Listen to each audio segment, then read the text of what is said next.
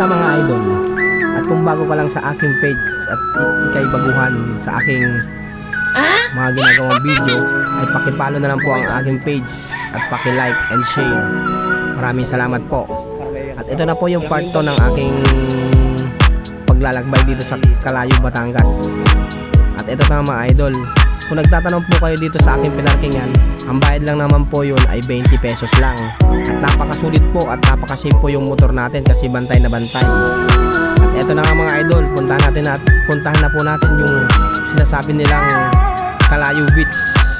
Kasi narinig ko po dito ay dinadayo po ito at dinaragsan ng mga tao.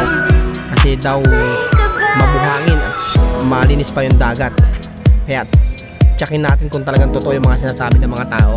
Kasi first time ko rin po pumunta dito sa Calayo Beach. Halika at samahan nyo ako. At ito nga mga idol, nilalakad ko na to. At kung nagtatanong nga po kayo mga idol kung malapit ba yung parkingan dito sa beach ng Calayo, malapit lang po mga idol. Mga 15 seconds lang na lakad. Pero pwede nyo naman po ipasok yung motor dun sa looban.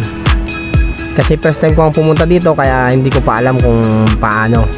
Kaya tara, samahan nyo ako kung talagang totoo yung mga sinasabi ng mga tao na nakikita ko sa Facebook na napakaganda yung lugar na to.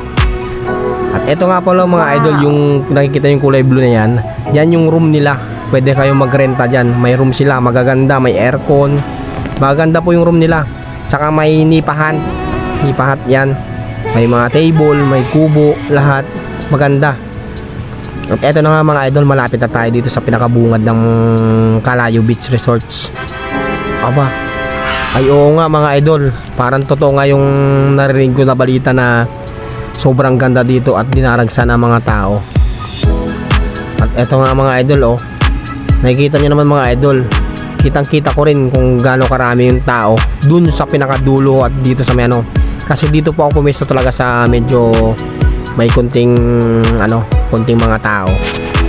Pero talagang marami po talaga yung tao diyan. Hindi ko lang pinakakuha ng video. Sobrang daming tao po talaga.